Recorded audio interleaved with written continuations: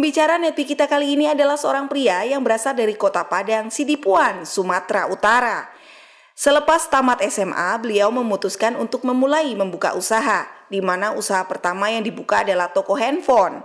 Lalu beberapa tahun kemudian beliau juga membuka kafe, kantor properti, dan juga showroom mobil. Di usia beliau yang masih muda 25 tahun, beliau sudah memimpin lebih dari 100 orang karyawan di perusahaannya. Memiliki banyak usaha dan karyawan tidak membuat beliau puas. Karena semakin berkembang usahanya, semakin besar pula investasi yang diperlukan. Baik itu dari segi materi, waktu, dan juga pikiran. Ini semua jauh dari harapan beliau yang memiliki tujuan awal ingin pasif income melalui semua usaha yang beliau bangun. Beruntung beliau bertemu dengan Business Tiens. Setelah melihat bukti dan mempelajari Business Tiens, beliau meyakini bahwa Business Tiens adalah salah satu jalan untuk bisa mencapai yang namanya passive income. Bersama Tiens, beliau telah mendapatkan free jalan-jalan lebih dari 10 negara, mobil niaga, luxury car, dan jaringan bisnisnya telah tersebar di Indonesia bahkan di luar negeri. Bagaimana proses perjalanan beliau menjalankan Business Tiens? Mari kita belajar dari Johan Henry Adrian. Halo Bapak Ibu semuanya.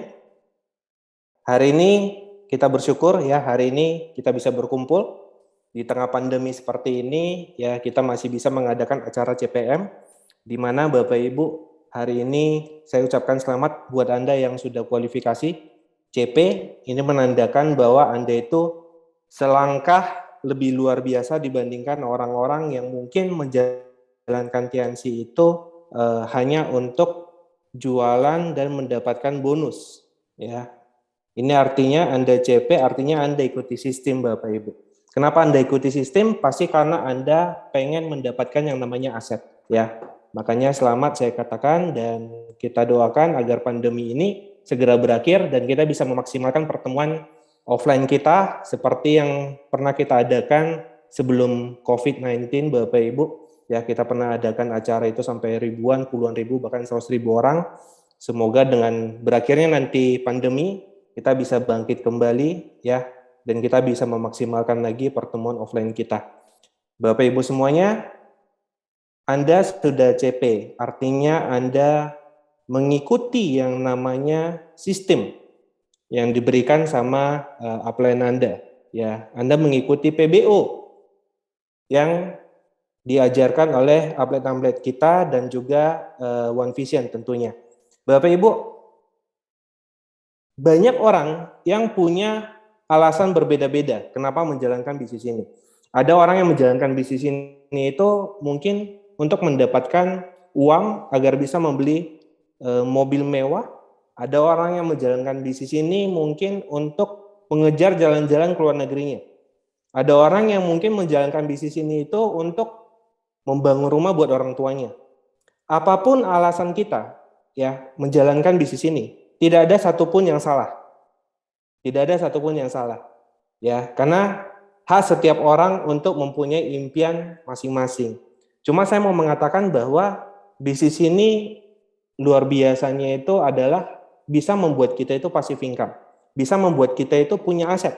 Di mana saat kita punya aset, kita memiliki yang namanya kebebasan waktu, uang, dan pikiran. Saya cerita sedikit kenapa saya menjalankan bisnis ini. Ya, saya latar belakangnya hanya tamatan SMA, saya tidak kuliah. Jadi begitu tamat SMA, saya mencoba beberapa usaha. Dan usaha pertama saya saat itu adalah toko handphone. Ya, saya lahir di kota Padang Sidimpuan di Sumatera Utara. Saat saya membuka toko handphone tersebut, ya, saya rintis. Kemudian singkat cerita, usaha saya itu jalan Bapak Ibu. Ya, setiap saya melewati pusat kota, banyak teman-teman dan orang tua teman saya kan, wah ini esmut, ya, maksudnya eksekutif muda. Masih muda, usia 19 tahun, udah punya usaha dan usahanya jalan. Ya, jadi awalnya Bapak Ibu otomatis jika dikatakan diomongin seperti itu, pasti bangga, ya. Bangga, jalan sudah seperti melayang, ya, masa dunia ini sudah di genggaman, ya. Masih muda, punya usaha, jalan pula. Ya. Hingga singkat cerita, hari berganti hari, ya, bulan berganti bulan, setiap saya membuka laci toko, saya melihat, wah, uangnya banyak nih. Ya, saya buka sorenya, wah makin banyak. Saya buka toko handphone itu dari pagi hingga malam. Jadi saya buka malam, makin banyak. Usia 19 tahun, punya duit. Ya, jadi udah sempurna sekali menurut saya ya. Nah, jadi singkat cerita, hari berganti hari, saya memutuskan untuk membeli mobil. Ya, saat itu salah satu mobil yang cukup mewah juga. Saya membeli dari hasil usaha saya itu, saya membeli mobil CR-V saat itu. Ya, mobil CR-V harganya kurang lebih 200 juta saat itu. Ya, sekitar belasan tahun yang lalu. Nah, jadi saya membeli mobil tersebut, Bapak Ibu, ya, dengan bangga saya setiap pagi itu parkir di depan toko saya. Ya, siang hari mobilnya sudah mulai kotor karena debu, saya mulai membersihkan mobil tersebut. Kemudian sore hari saya lap-lap lagi, ya, karena kotor lagi. Malamnya saya masukin mobil ini ke dalam toko saya. Besok paginya saya keluarin lagi mobil ini. Saya parkir di depan. Kenapa hanya parkir? Karena saya harus jaga toko. Ya, siang hari saya lihat sudah mulai berdebu, saya keluar, saya bersihkan lagi. Sorenya berdebu lagi, saya bersihkan lagi, malamnya saya masukin lagi. Tutup toko, saya masukin mobil itu ke dalam toko saya. Besok paginya saya keluarin lagi. Siangnya berdebu, saya lap lagi. Lama-lama saya mikir, ini mobil buat apa saya beli? Dari situ saya mulai mikir, ya ampun, ternyata ada uang saja itu tidak cukup. Bisa beli mobil bisa, tapi tidak bisa menikmati mobil. Kenapa? Karena masih terikat di usaha saya. Ya, saya masih harus jaga toko dari pagi hingga malam, pagi hingga malam. Ya, singkat cerita, saya mulai berpikir, apakah ini yang namanya hidup? Pantasan orang dewasa banyak bilang, hidup ini keras, Bung. Ya, susah gitu. Kamu belum tahu, dunia ini keras gitu. Nah, saya baru tahu saat itu, ya, bahwa mungkin inilah yang dikatakan hidup ini keras ya, di mana kita itu harus kerja terus dari pagi hingga malam, pagi hingga malam. Nah, singkat cerita saya mulai saya datangi tetangga-tetangga saya saat itu yang buka usaha juga. Ada beberapa orang-orang tua di situ yang saya tahu sudah buka usaha ini puluhan tahun. Ya, saya datangi, saya bilang, Pak, Bapak kan sudah buka usaha nih puluhan tahun. Saya tahu rumah Bapak banyak, mobil Bapak ada beberapa. Saya bilang sama dia, terus ngapain lagi Bapak kerja? Ngapain Bapak di toko? Tahu dia bilang apa Bapak Ibu? Dia bilang kalau saya nggak jaga toko, saya dapat duit dari mana? Jadi sampai kapan Bapak jaga toko? Saya nanya lagi ke dia. Dan dia mengatakan, ya sampai saya sakit, ya sampai saya mati. Anda kebayang Bapak Ibu, usia 19 tahun, di ngomongin seperti itu. Ini terngiang-ngiang di telinga saya. Setiap saya masuk toko, yang saya pikirkan itu adalah bentar lagi mati. Oh, berarti tinggal nunggu sakit, mati. Nunggu sakit, mati. Ya, saya nanya ke orang-orang, saya nanya ke orang tua. Ada nggak ya, Pak, usaha yang di mana saya siap kerja keras. Dari pagi malam, mungkin 1, 2, 3 tahun, atau mungkin 5 tahun, jadi kepala, jadi kaki, jungkir balik, nggak masalah. Tapi setelah itu, saya freedom. Ada nggak usaha seperti itu? Orang tua saya jawab, tidak ada. Kamu lihat kakek kamu, kerja dari muda hingga tua. Saya kerja dari muda hingga tua. Ayah saya ngomong seperti itu. Jadi tidak ada bisnis yang kamu bilang itu kerja sementara, siap itu kamu bisa senang-senang. Tidak ada. Kemudian saya tidak terima kan, saya nanya ke ibu saya. Mah, ada nggak bisnis yang bisa dikerjakan itu jangan sampai tua?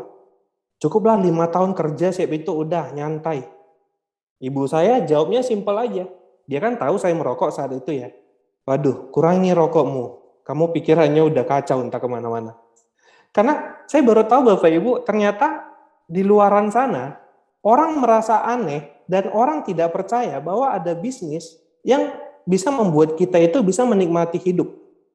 Banyak orang di luaran sana yang taunya kita harus kerja sampai tua.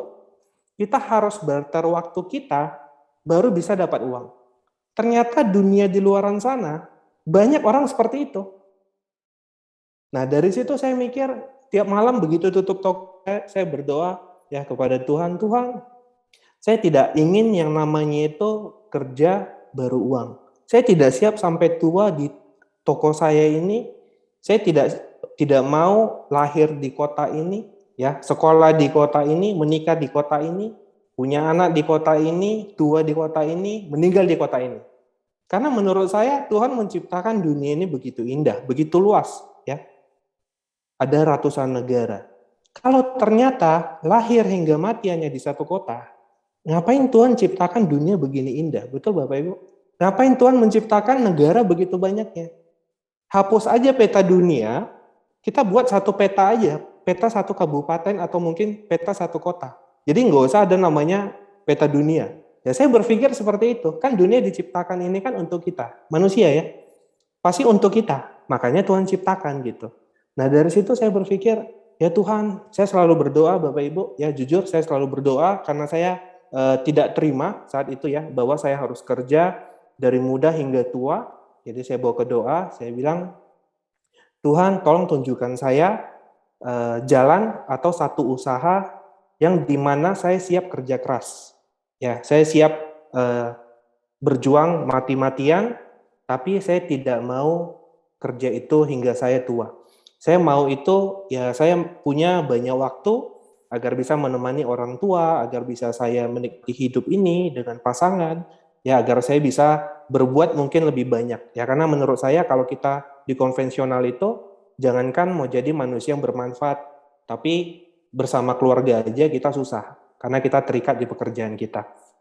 Ya, singkat cerita Tuhan mendengar doa saya Bapak Ibu. Ya, dari situ pelajaran yang bisa diambil, hati-hati, percayalah setiap doa kita itu didengar Tuhan. Cuma terkadang kitanya saja yang tidak melihat jawaban yang diberikan oleh Tuhan. Terkadang di sekitar kita itu mendatangi kita memberikan sebuah peluang, menasihati kita, tapi kita tutup sebelah mata. Padahal itu adalah jawaban dari Tuhan. Ya, singkat cerita saya dijumpai dengan adik kelas saya, dia jelaskan tentang konsep bisnis ini. Awalnya saya tidak tertarik saat dia mengatakan, jika kamu sudah bintang 8, kamu bisa dapat bonus besar. Jujur saya tidak tertarik karena saat itu saya bukan butuh uang lagi, saya butuh kebebasan waktu. Ya, jadi saat dia masuk ke halaman Flipchart ya, halaman Flipchart di mana di situ dia mengatakan bisnis ini bukan hanya memberikan uang, tapi di mana kalau kita kerjakan serius, kita bisa punya yang namanya aset.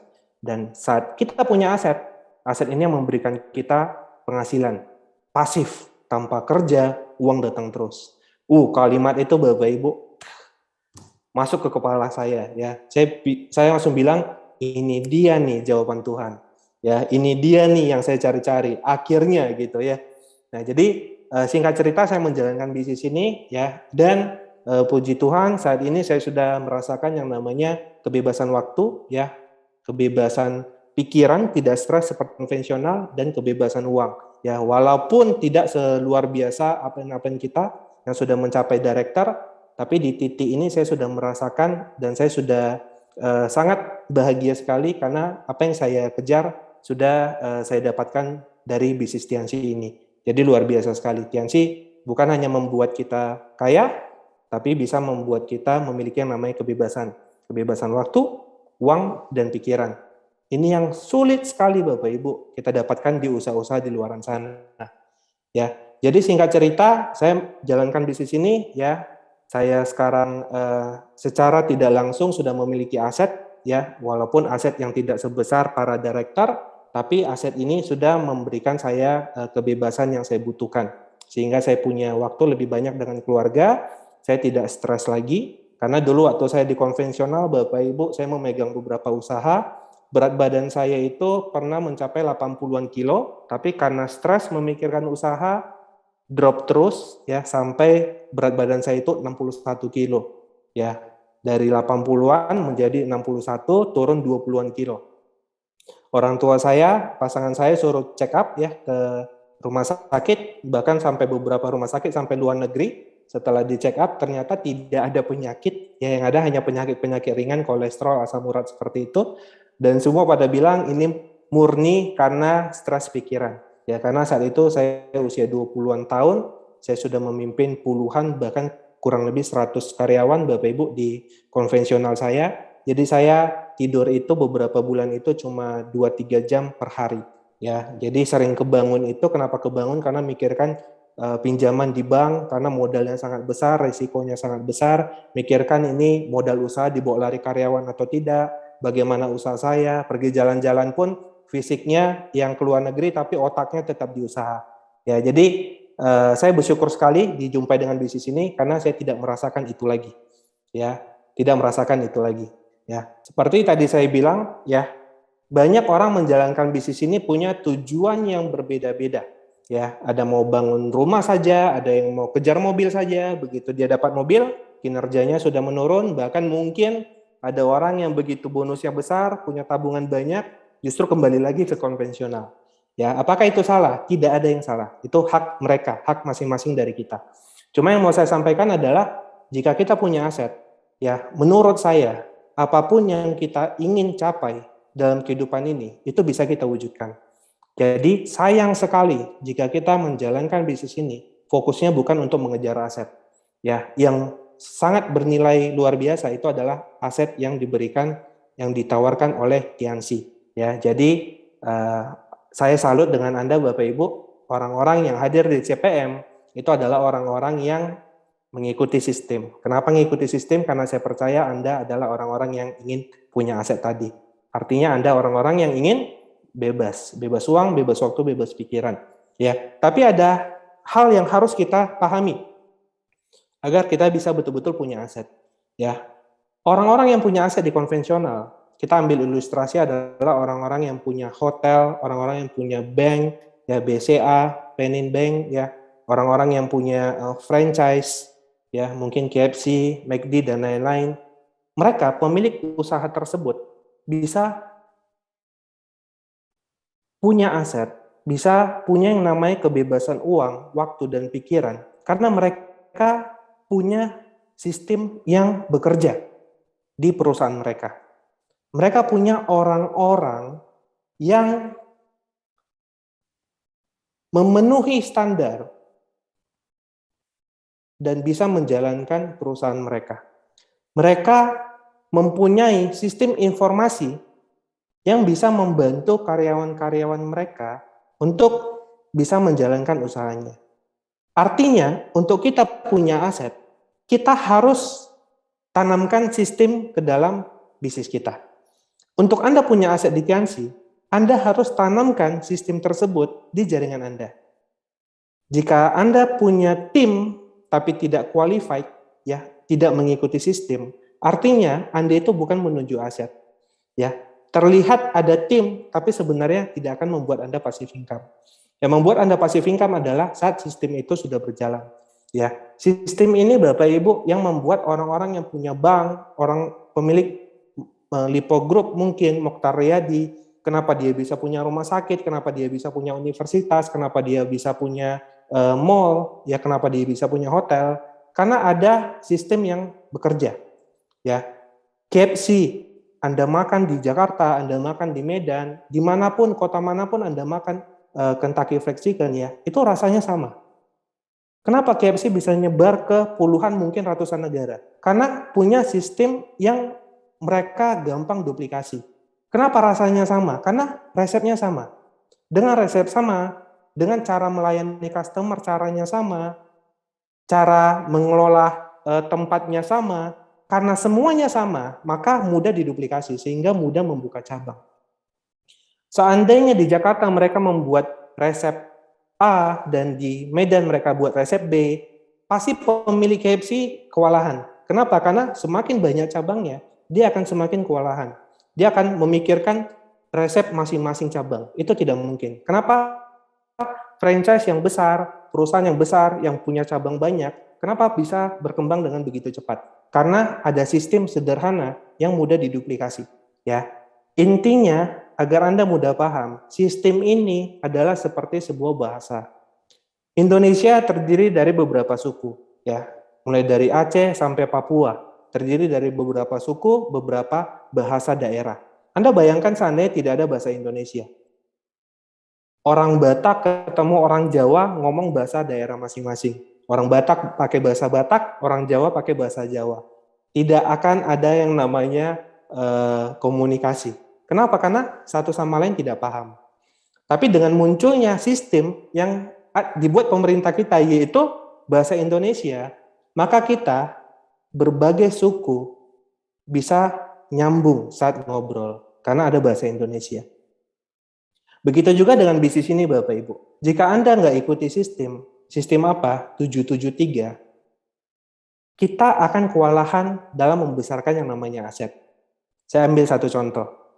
Saat kita punya grup 1, 2, 3, atau mungkin 10 orang, dan kita mau mengajari mereka bagaimana cara buat home meeting, bagaimana cara buat daftar nama, bagaimana cara buat janji, kita masih sanggup untuk mendatangi mereka one on one. Kita masih kuat. Tapi saat kita punya jaringan ratusan, ribuan, bahkan puluhan ribu orang, kita nggak akan kuat. Bagaimana caranya agar kita bisa menghandle ini semua? Yaitu dengan memanfaatkan sistem, memanfaatkan 773. Apa yang ada di 773? Apa yang ada di 7 langkah? Yaitu salah satunya alat bantu, yaitu starter pack. Dengan kita ikuti sistem, salah satunya menggunakan alat bantu starter pack. Saat kita mau mengajarkan ribuan tim kita bagaimana cara bangun home meeting, temu janji, dan buat daftar nama, kita tinggal ngomong satu kalimat. Pergi beli starter pack. Saat mereka beli starter pack, mereka pelajari starter pack, mereka paham apa yang harus dikerjakan di awal ini. Hanya dengan kalimat itu. Pergi beli starter pack, selesai tugas kita. Kita kumpulkan ribuan orang, ngajari mereka, cukup bilang, punya starter pack, Anda akan bisa menjalankan bisnis ini dan Anda akan mengerti apa yang harus dikerjakan di awal. Sederhana sekali. Itulah kekuatan sistem Bapak Ibu. Jadi jika kita menanamkan sistem ke dalam tim kita, disinilah kita akan bisa punya aset yang besar. Tidak usah buat jurus-jurus yang luar biasa Bapak Ibu. Jurus luar biasa, Anda bisa jalankan, Anda bisa jelaskan, tapi belum tentu bisa diduplikasi dengan baik. Ingat, One Vision sudah mendapatkan penghargaan sebagai support system terbaik di dunia. Artinya apa? Sudah terbukti. Ya, kita sudah, One Vision sudah banyak membuktikan banyak leader-leader hebat yang lahir karena sistem One Vision. Ya, banyak orang-orang yang sudah sukses, yang sudah punya rumah miliaran, yang punya mobil mewah, punya penghasilan besar, itu karena sistem yang ada di One Vision. Jadi tidak usah buat jurus-jurus baru Bapak Ibu, ini adalah sistem yang sudah terbukti bisa membuat Anda betul-betul passive income. Ya, 773. Dan fungsi dari 773 ini, ada fungsinya masing-masing yang harus kita pahami. Ya, saya merangkum ini, nanti Anda bisa konsultasi dengan upline Anda juga. Yang pertama adalah 7 langkah. 7 langkah seperti kita tahu, saya nggak jelaskan secara detail. Di 7 langkah itu ada impian dan sikap, pakai produk, buat daftar nama, buat janji temu, presentasi, tindak lanjut, alat bantu. Bapak Ibu, 773. Masing-masing ini punya fungsinya tersendiri. 7 langkah, fokusnya itu fungsinya untuk apa? Menurut saya, ya Anda boleh konsultasi lagi. 7 langkah ini berfokus untuk membantu kita menghasilkan omset dan tim new apps member baru. Ya, di 7 langkah ini kita diajarkan untuk pakai produk, ya, dan jika ini terduplikasi dengan tim kita, maka akan terjadi yang namanya omset. Ya, kemudian kita diajarkan untuk buat daftar nama, prospecting, kita diajarkan temu janji, presentasi, dan follow up. Jika ini kita lakukan secara konsisten, maka otomatis akan ketemu member-member baru dan akan ketemu tim-tim baru yang akan membuat jaringan kita semakin lebih besar. Jadi 7 langkah ini punya fokusnya, yaitu untuk menghasilkan omset dan menghasilkan tim. Ya, jadi saat Anda merasa, wah, saya pengen punya omset lebih besar, ya, saya pengen punya tim yang lebih besar lagi, maka perbanyaklah lakukan 7 langkah, perbanyak presentasinya, tambah terus daftar namanya, perbanyak apa yang ada di 7 langkah. Ya, Anda mau naikkan omset, perbanyak tuh pakai produk, perbanyak tim Anda yang jadi user pakai produk, otomatis Anda akan omsetnya bertambah. Ya, perbanyak presentasinya, perbanyak temu janjinya, perbanyak follow up-nya, perbanyak alat bantunya, agar dengan alat bantu Anda punya skill, ya, bagaimana cara meng-closingkan produk, bagaimana cara untuk meng-closingkan member baru, ya. Jadi jika Anda merasa tim Anda kurang besar, omset Anda kurang besar, yang perlu Anda lakukan adalah perbanyak kuantitinya, perbanyak kerjanya, 7 langkah tersebut. Ya, 7 langkah ini diciptakan untuk meningkatkan omset dan untuk memperbesar tim kita. Ya, jadi jika Anda merasa omset kurang, tidak usah mikirkan jurus-jurus baru Bapak Ibu, ya. Cuma mungkin Anda boleh combine dengan online, ya presentasi nggak harus offline, ya sekarang kita bisa presentasi via Zoom, yang penting kuantitinya diperbanyak Bapak Ibu, ya. Baik itu offline maupun online, tidak masalah. Yang penting perbanyak kuantitinya. Ya, dengan memperbanyak maka omset dan tim otomatis berkembang, otomatis semakin besar. Ya, itu adalah fokus pertama dari 7 langkah. Ya, jadi saat Anda merasa omset kurang, tim kurang besar, fokus lakukan lagi 7 langkah dan perbanyak. Selanjutnya, ada yang namanya 7 kebiasaan untuk sukses. Ya, 7 kebiasaan ini seperti kita tahu, saya baca lagi, saya tidak jelaskan secara detail. Ya, miliki dream book, tambah terus daftar nama prospek, presentasi minimal 15 kali per bulan, ya, melayani pelanggan, membaca buku positif minimal 15 menit tiap hari, mendengarkan minimal 1 CD NetP One Vision, hadir di setiap pertemuan One Vision, dan menjadi good team player. 7 kebiasaan ini juga itu memiliki fungsinya tersendiri, ya. Ini berdasarkan apa yang saya rangkum. Nanti Anda tetap harus konsultasi ke upline Anda. 7 kebiasaan sukses ini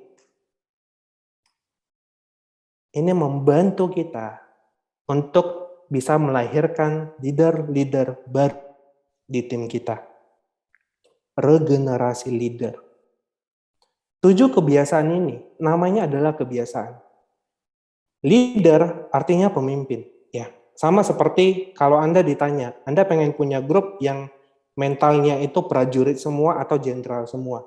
Pasti Anda akan mengatakan Anda pengen jenderal semua. Anda pengen orang-orang hebat semua yang ada di tim. Dan kita tahu orang-orang hebat yang ada di dunia atau bahkan orang-orang yang dianggap legend, ya, baik itu di dunia olahraga maupun bisnis.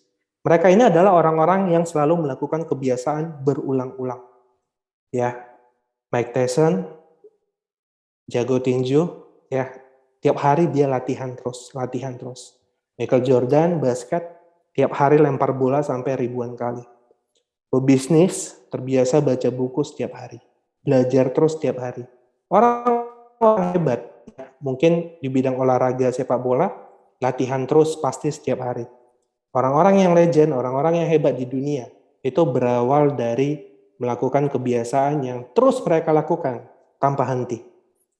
Dari nggak hebat menjadi hebat karena melakukan kebiasaan tersebut. Ya, 7 kebiasaan sukses yang diajarkan ke kita, baca buku dengan NetP, hadir pertemuan. Awalnya, tanpa disadari, Anda nggak akan merasakan manfaatnya. Anda paksa baca buku sampai ngantuk, Anda dengan NetP, Anda merasa kayaknya tidak terlalu bermanfaat.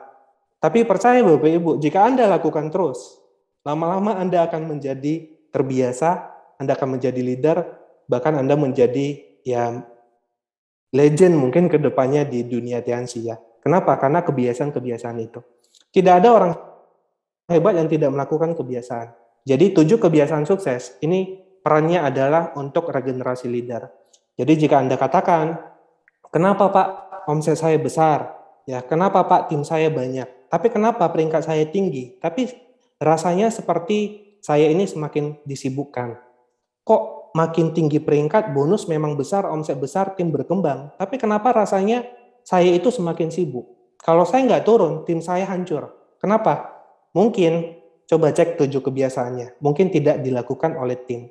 Sehingga mereka tidak terasah leadership-nya, mereka tidak bertambah wawasannya, mentalnya nggak kuat karena tidak hadir pertemuan. Coba cek 7 kebiasaannya. Ya, jadi jika Anda merasa peringkat tinggi, bonus besar, tapi kerjanya kok makin sibuk, ya berarti ada yang salah. Ingat Bapak Ibu, kita di sini bangun aset, tujuannya adalah bebas waktu. Yang benar adalah peringkat makin tinggi, harusnya kerja kita itu makin berkurang. Dan kita bisa memilih kapan mau kerja, kapan tidak. Ya, tapi jika peringkat tinggi, tapi semakin kewalahan, coba dicek apakah jumlah leadernya sudah cukup banyak. Jika merasa kurang, ya coba cek 7 kebiasaannya. Mungkin 7 kebiasaannya tidak dilakukan. Ingat, legenda di dunia manapun, dunia olahraga, bisnis sekalipun, itu pasti punya yang namanya kebiasaan sukses. Ya, jadi jangan sepele Bapak Ibu. Di awal saat latihan pasti tidak langsung menjadi legend.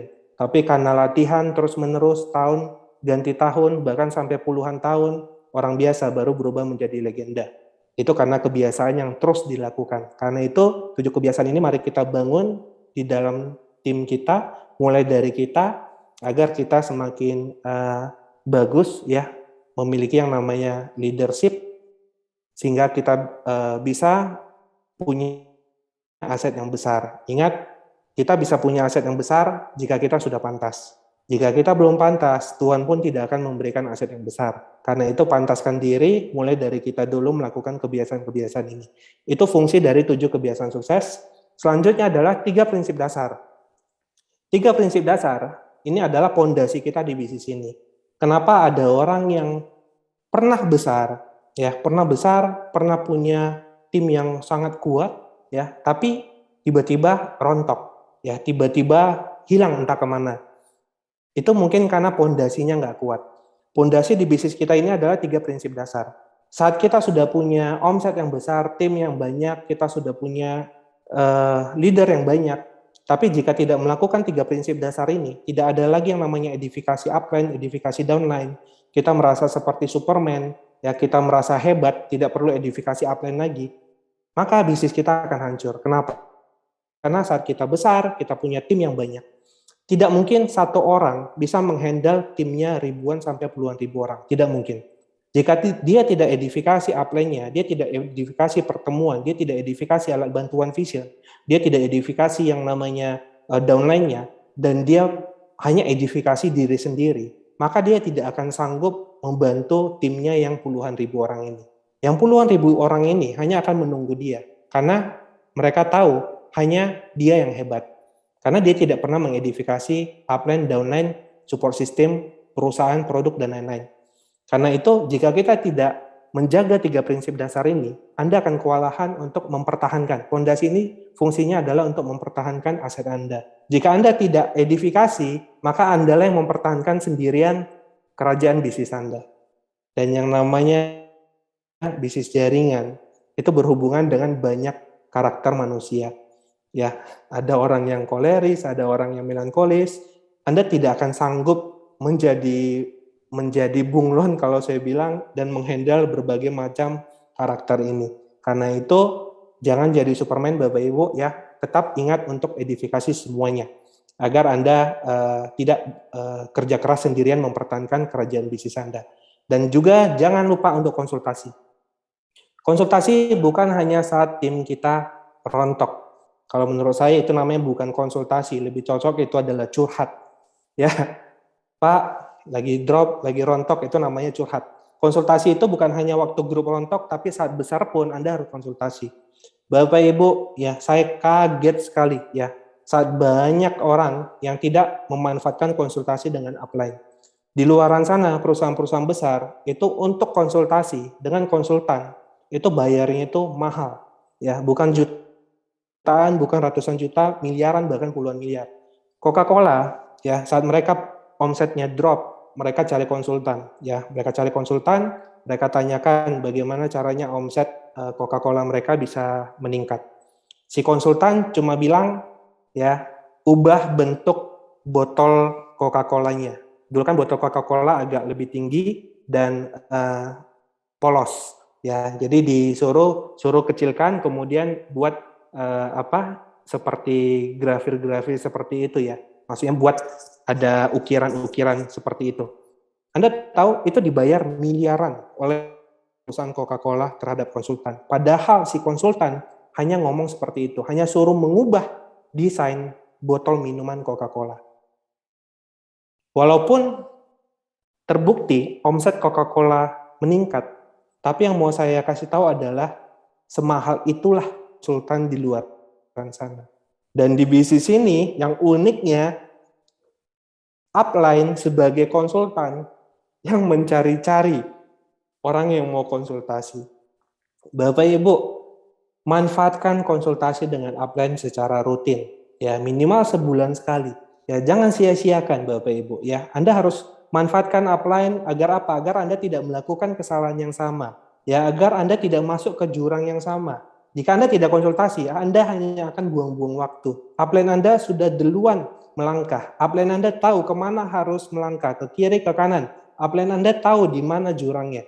Jika kita jarang konsultasi, kita akan buang-buang waktu. Kita akan memperlambat kesuksesan kita. Dan ingat, konsultasi bukan hanya saat tim kita hancur, tapi saat berkembang, justru kita lebih butuh konsultasi. Karena di situ kita butuh pengalaman upline. Apa yang harus dilakukan agar momentum ini terjaga. Ya, jadi konsultasi itu penting. Dan yang ketiga, kita tahu di 3 prinsip dasar ada yang namanya no crosslining. Ini juga kita sudah tahu banyak sekali menghancurkan bisnis. Saya ambil ilustrasi di luaran. Ini ibarat ya, jika Anda tidak menjaga crosslining, ya, Anda crosslining, ini ibarat seperti kayak showroom mobil merek Mitsubishi, pemiliknya ya konsultasi dengan Toyota. Atau mungkin mobil Mitsubishi konsultasi dengan Tesla. Ya, Tesla sudah menemukan cara bagaimana biar menciptakan mobil listrik. Ya, Mitsubishi mungkin belum. Mitsubishi nanya kepada Tesla, menurut Anda apa yang terjadi? Tidak mungkin Tesla itu akan kasih tahu caranya. Tidak mungkin, Bapak Ibu. Itu adalah persaingan bisnis. Seperti itulah crosslining, ya. Jangan membicarakan bisnis kita terhadap crossline. Walaupun crossline baik, tapi crossline tidak tahu kondisi bisnis kita. Crossline tidak tahu bagaimana karakter tim-tim kita. Walaupun dia memberikan jawaban yang terbaik, tapi belum tentu cocok dengan bisnis kita. Ya, collapse-lah dalam membangun pertemuan. Ya, gabung dalam membangun pertemuan offline, silakan. Sama seperti tadi saya bilang beberapa merek mobil, ya mereka juga gabung saat pameran. Ya, seperti Gias 2021 kemarin ya di Jakarta ya kalau nggak salah, ya tahu ya pameran beberapa merek mobil. Mereka pun gabung. Walaupun Mitsubishi, Toyota, BMW, Mercy mereka gabung. Agar apa? Agar orang yang hadir ke pameran tersebut itu semakin tertarik untuk beli mobil karena lihat kiri kanan mobil bagus semua. Ya ini jadi gesekan buat orang yang datang ke pameran tersebut sehingga closing-nya lebih besar. Silakan kerjasama dengan crossline, tapi hanya dalam pertemuan saja, membangun pertemuan. Di luar itu, jaga Bapak Ibu. Selalu menghadap ke upline Anda, selalu datangi upline Anda dalam hal ngomong bisnis. Karena hanya upline Anda yang tahu bagaimana kondisi bisnis Anda. Bapak Ibu, 773 ya, itu adalah sistem yang sederhana. Sederhana, tapi sudah terbukti membuat orang punya aset yang besar di bisnis ini. Tidak usah mencari jurus-jurus baru, ya. Tidak usah terlalu mikirkan bagaimana caranya cepat berkembang. Sudah ada yang terbukti, Anda tinggal kerjakan. Ya, apalagi sampai kita memikirkan cara yang melanggar aturan. Ya, seperti tadi Pak Asep katakan, undercutting, ya, dan repackaging, ya. Menurut saya, Bapak Ibu, ya, itu bukan sesuatu yang itu harus tidak kita lakukan. Kenapa? Karena sudah sangat bertentangan menurut saya dengan slogan Tianxi ya, menyehatkan manusia, mensejahterakan masyarakat. Ya, dari sini kita tahu bahwa Mr. Lee ini punya jiwa yang sangat sosial, ya, mau membantu orang, ya, mau membantu orang mengubah hidup menjadi lebih baik. Sedangkan jika kita melakukan hal-hal yang melanggar aturan, ya, kita repack, kita undercutting, mungkin dengan cara seperti itu bisnis kita cepat berkembang. Mungkin dengan cara seperti itu bonus kita bisa besar. Mungkin dengan cara seperti itu kita bisa terima reward. Tapi yang mau saya katakan adalah saat Anda punya bonus besar, Anda beli rumah mewah, Anda bangun rumah miliaran, Anda dapat reward. Apakah Anda sadar di balik reward Anda dan rumah mewah tersebut mungkin ada keringat dan ada air mata orang-orang yang kalah bersaing dengan kita, padahal mereka ikuti aturan. Mereka kalah dengan kita karena kita nggak ikuti aturan. Itu menurut saya suatu kemenangan yang layak untuk dibanggakan. Ya, mungkin saat kita punya uang banyak karena melakukan hal-hal undercutting tadi, kita bisa membahagiakan orang tua kita. Ingat Bapak Ibu, di balik senyuman orang tua kita yang bahagia tersebut, ada tangisan mungkin orang tua di luaran sana yang sedih melihat anaknya kalah bersaing hanya karena anaknya tidak melanggar aturan. Itu bukan kemenangan yang layak dibanggakan menurut saya. Saya ingat beberapa tahun yang lalu di China, saat saya terima reward, kita adakan konferensi di China. Saya ingat saat itu tahun yang cukup berat buat Tianxi. Banyak MLM yang baru bangun dan menyerang Tianxi. Ya, bahkan ada beberapa distributor pindah ke MLM tersebut, ya, dan menjelek-jelekan Tianxi. Ya, saya berpikir bahwa itu adalah tahun yang berat buat Mr. Lee. Yang membuat saya kaget, ya, saat konvensi tersebut, Mr. Lee ngomong seperti ini. Bapak Ibu semuanya, bagaimana dengan keluarga kita yang sudah tidak ada di Tianxi lagi? Apa kabar mereka? Dia mengatakan adalah orang-orang yang pindah MLM tersebut. Bagaimana kehidupan anak dan istrinya? Saya ingat sekali kalimat ini. Ya, apakah mereka hidupnya bisa baik di luaran sana? Bawa mereka kembali. Bawa mereka kembali karena mereka adalah keluarga kita. Di situ saya kaget, Bapak Ibu. Ya, di dunia bisnis, saat ada orang yang menjatuhkan usaha kita pasti berusaha untuk menjatuhkan balik. Tapi Mr. Lee punya hati yang sangat mulia. Saat orang menjatuhkan dia justru berpikir bagaimana masa depan orang yang menjatuhkan dia. Dari situ saya berpikir saya sudah di bisnis yang tepat. Saya sudah mengikuti jejak orang yang sangat luar biasa. Orang yang punya hati yang dermawan, orang yang punya visi yang luar biasa, dan orang yang sangat mulia memikirkan masa depan orang pada di luaran sana. Walaupun orang pada menjatuhkan dia tidak peduli. Fokus dia adalah membangun Tianxi untuk membantu orang-orang di luaran sana yang membutuhkan. Saat kita melakukan pelanggaran-pelanggaran tersebut, Bapak Ibu, menurut saya kita mengkhianati visi dan misi pemilik perusahaan Tianxi. Ya, dia itu sangat mulia sekali. Jadi, ayo hentikan Bapak Ibu, kita ikuti aturan, ya, bertarunglah secara adil, ya, dan percaya dengan saya, panggung kemenangan saat Anda melakukan hal-hal yang benar, itu adalah panggung kemenangan sejati. Ya, disitulah berdiri seorang pemenang yang betul-betul layak untuk dihargai. Ya, tidak ada gunanya kita menang tapi kita tidak melakukan hal yang benar. Ya, ayo Bapak Ibu, jangan kita khianati Mr. Lee. Dia sudah sangat punya visi yang luar biasa. Ya, mari kita bantu beliau dengan cara yang benar. Karena saat kita melanggar aturan, terjadi apa-apa dengan Tianxi, artinya Anda menjatuhkan orang yang berhati mulia tersebut. Berapa besar dosa saya tidak kebayang. Saya tidak kebayang sekali. Ya, dia membesarkan Tianxi di dunia untuk membantu jutaan umat manusia, dan kita dengan gampangnya menjatuhkan nama Tianxi hanya dengan undercutting dan seperti itu. Menurut saya pikiran terlalu sempit jika kita hanya fokus bagaimana untuk kaya, bagaimana untuk terima reward. Terlalu sempit Bapak Ibu. Ya, Tianxi ini berdiri untuk membantu banyak orang di luaran sana. Ya, jangan hanya pikirkan diri kita sendiri. Mari kita jalankan Tianxi ini untuk berbagi dengan sesama. Ya, kita ikuti jejak upline kita ikuti jejak Mr. Lee, Bapak Ibu. Percayalah, walaupun sakit, walaupun hancur lebur, tapi percayalah, saat kita melakukan sesuatu yang benar, Tuhan pun tidak akan membiarkan kita sendiri. Percaya Bapak Ibu, jika kita menjalankan sesuatu yang benar, berkah itu pasti turun tepat pada waktunya. Anda nggak usah Bapak Ibu, ya, mau sesulit apapun, mau sehancur apapun, jika kita melakukan benar, jika kita memantaskan diri, percaya kita juga pasti akan berdiri di panggung kemenangan. Bapak Ibu, ya, dari semua yang saya bahas hari ini, ya, saya mau nambahkan satu hal bahwa sebutir telur, ya, jika pecah dari dalam, maka akan menghasilkan yang namanya kehidupan. Ya, tapi jika dipecahkan dari luar, dia tidak akan hidup, dia tidak akan menjadi apa-apa.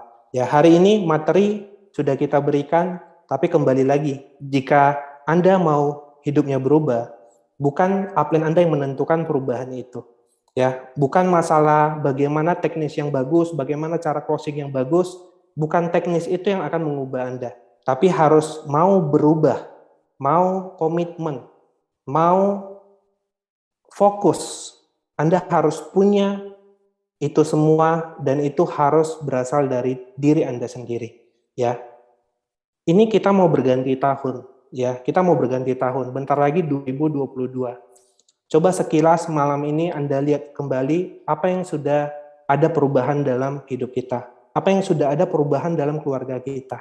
Bagaimana kondisi orang tua kita. Bagaimana kondisi pasangan dan anak kita. Ya, jangan buang-buang waktu Bapak Ibu. Ya, kita sudah di bisnis yang luar biasa, bukti sudah banyak, ya. Tidak patutnya lagi kita setengah-setengah jalankan bisnis ini. Fokus di bisnis ini Bapak Ibu. Di luar sana banyak hal yang bisa membuat kita kaya. Tapi menurut saya, bisnis ini bukan hanya membuat kita kaya, tapi bisa membuat kita itu membantu banyak orang lagi untuk bisa berubah hidupnya lebih baik. Bisnis ini sangat mulia sekali. Ya, karena itu jangan setengah-setengah Bapak Ibu. Dan terakhir dari saya mau kasih sebuah ilustrasi, ya. Semoga ilustrasi ini bisa menambah komitmen Anda menjalankan bisnis ini. Jika hari ini saya memberikan kepada Anda sebuah berlian, ya. Saya perlihatkan kepada Anda sebuah berlian, kemudian saya kasih Anda pegang berlian tersebut.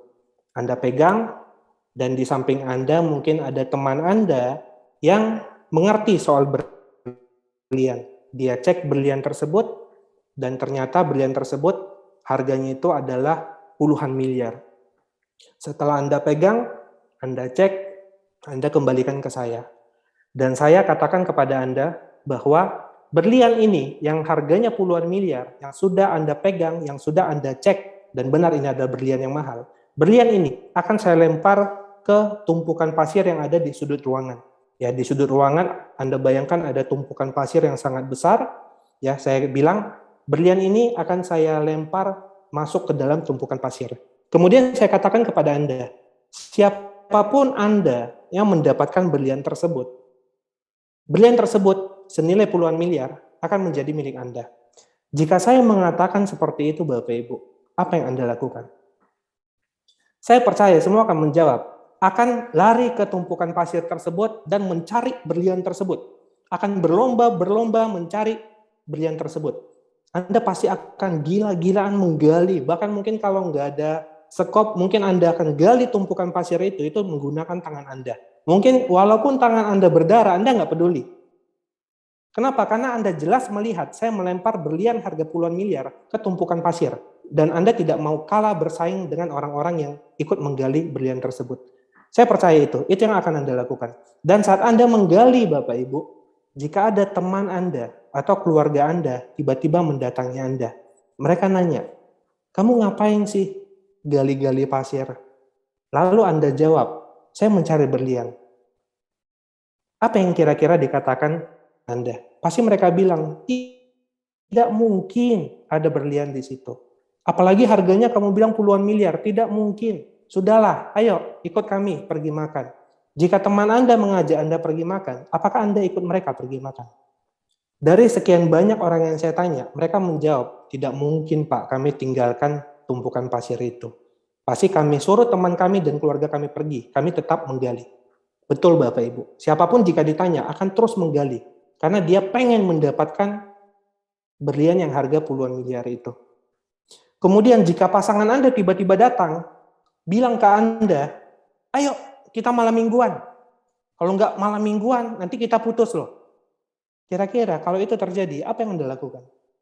Mungkin Bapak Ibu, mungkin banyak orang yang akan memilih, nggak apa-apa putus deh. Yang penting saya cari terus berlian tersebut, begitu dapat saya belikan dia mobil, palingan dia mau balik lagi. Pasti banyak orang berpikir seperti itu. Bapak Ibu, kenapa Anda melakukan itu? Karena Anda sudah memegang berlian itu, Anda sudah melihat bahwa berlian itu berharga, bahwa berlian itu sangat mahal. Sayang jika Anda tidak mendapatkan berlian itu. Makanya Anda nggak peduli, apapun kata orang, apapun kata pasangan Anda, apapun kata orang tua Anda nggak peduli. Yang Anda pikirkan adalah fokus mencari sampai ketemu berlian itu. Pasti orang lakukan itu. Bapak Ibu, cerita saya ini sama seperti ilustrasi kita saat menjalankan Tianxi. Anda sudah punya upline yang punya mobil mewah. Anda sudah pegang mobil mewah itu. Anda sudah lihat rumah upline Anda. Anda sudah lihat rumah Pak Luis, begitu besarnya. Anda sudah lihat rumah leader-leader kita semuanya. Anda sudah lihat perubahan hidup mereka. Anda sudah pegang, Anda sudah ikut mereka ke rumahnya. Anda sudah lihat mereka hidupnya luar biasa, jalan-jalan ke luar negeri, bisa belikan pasangan apapun yang pasangan mau, bisa bangun rumah, bisa beli mobil buat orang tua, apapun. Kita sudah lihat, kita sudah pegang. Dan ini karena aset yang diberikan Tianxi jauh lebih berharga daripada berlian yang nilainya puluhan miliar tadi. Puluhan miliar ini lama-lama habis jika dipakai. Tapi aset ini tidak akan pernah habis. Ini akan terus meningkat Bapak Ibu dan memberikan kita kebebasan. Jika tadi Anda menjawab, Anda memilih menggali pasir demi mendapatkan berlian yang 10 miliar, Anda tinggalkan semua, ajakan orang Anda nggak ikuti demi mendapatkan itu. Kenapa itu tidak dilakukan saat kita berjuang di Tianxi? Saat kita berjuang di Tianxi, ada yang bilang, kamu bodoh, nggak mungkin kamu bisa sukses. Jangan pernah dengar Bapak Ibu. Sama seperti cerita berlian tadi. Saat orang bilang, nggak mungkin ada berlian, pasti Anda hiraukan. Kenapa? Karena Anda sudah pegang. Pasti Anda berpikir, saya sudah lihat. Sudahlah, kamu nggak lihat. Pasti Anda berpikir seperti itu. Mari Bapak Ibu, lakukan seperti itu saat kita menjalankan Tianxi. Saat ada yang bilang, sudahlah, kamu sudah 2 tahun hasilnya belum maksimal. Kamu sudah 3 tahun belum bisa beli mobil. Kamu sudah 3 tahun kamu belum bisa keluar negeri. Jangan hiraukan. Karena mereka nggak melihat apa yang sudah kita lihat. Karena mereka nggak tahu apa yang ditawarkan bisnis ini. Jangan kita yang sudah memegang bukti, jangan kita yang sudah melihat perubahan upline, masih tergoda sama orang-orang yang bahkan tidak memegang, bahkan tidak melihat. Karena itu Bapak Ibu, mari kita komitmen, ya, kita bersatu, ya, kita tinggalkan yang melanggar aturan, ya, karena berjuang di Tianxi bukan hanya membuat kita kaya, itu terlalu sempit Bapak Ibu pikiran kita, ya. Mari kita ikuti visi misi Mr. Lee, ya, untuk membantu umat manusia, bukan untuk menjatuhkan satu sama lain. Ya, mari kita komitmen. One Vision sudah jadi support system terbaik. Ikuti upline Anda, ikuti sistem yang diajarkan One Vision, dan mari kita bersatu. Dan saya percaya dengan kita bersatu, tidak saling menjatuhkan, 2022 adalah masa kejayaan kita. Saya percaya itu, bahkan akan melampaui Tianxi, Indonesia, dan negara lain yang pernah terjadi jika kita bersatu. Saya Johan Hendrik, sekian dari saya, sukses untuk kita semuanya.